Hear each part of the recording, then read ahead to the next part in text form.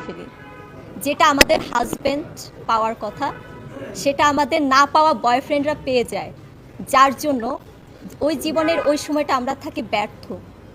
তো এই ব্যর্থতা নিয়ে আসলে আমাদের এই সিনেমাটা এগিয়ে নিয়ে যাওয়া, এবং প্রতিটা গার্ডিয়ানদেরকে সতর্ক থাকতে হবে যে আমার মেয়েটা কোথায় যাচ্ছে, আমার মেয়েটা আদৌ কোনো ভুল করছে কিনা, আমার মেয়েটা কি ঠিক পর্যায়ে আছে কিনা, আমার ফুলের মতো মেয়েটা অপবিত্র হচ্ছে কিনা, সেটা আসলে এই গল্পে সম্পূর্ণভাবে তুলে ধরা হয়েছে। এবং আমরা বয়সের যে ভুলটা করি, আমরা কিন্তু, আমি যখন ছোট ছিলাম, তখন আমি প্রেম করছিলাম, তখন আমার মনে হয়েছিল যে এইটাই এক্স্যাক্ট মানে একটা সময় প্রেম করার, উনি কিন্তু আমার রাইট পারসন, উনি আমার লাইফ পার্টনার।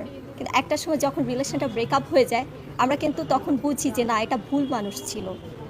তো এর একটা ভয়াবহ পরিণতি, একটা ট্র্যাজেডি, সব কিছুই থাকে।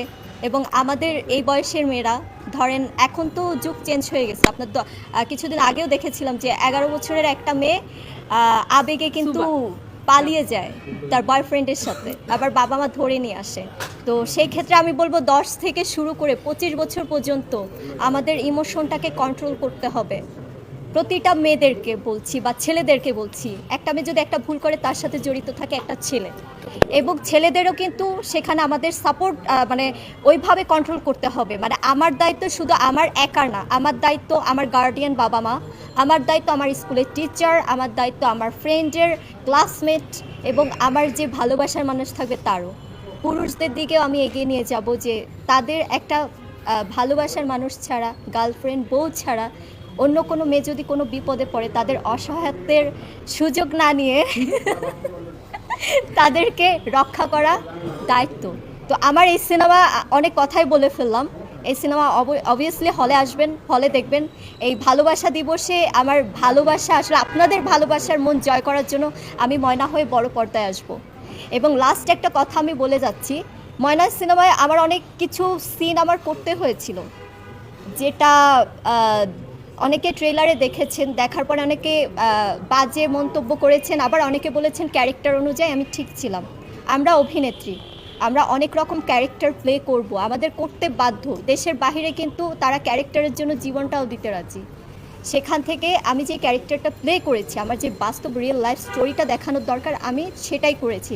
তার মানে এইটা না আমার সিনেমা খারাপ, তার মানে এইটা না যে জ্যাজ মাল্টিমিডিয়া খারাপ, তার মানে এটা না যে আমি রাজরিপা খারাপ বা আমার হিরো আমান রেজা খারাপ। অবভিয়াসলি আপনাদের সত্যতা তুলে ধরার জন্যই আমরা এই ক্যারেক্টারগুলো প্লে করেছি।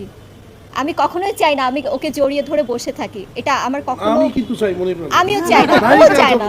হ্যাঁ, খুলে নায়িকা ফ্রি ধরলে কে ছাড়ে বলেন তো?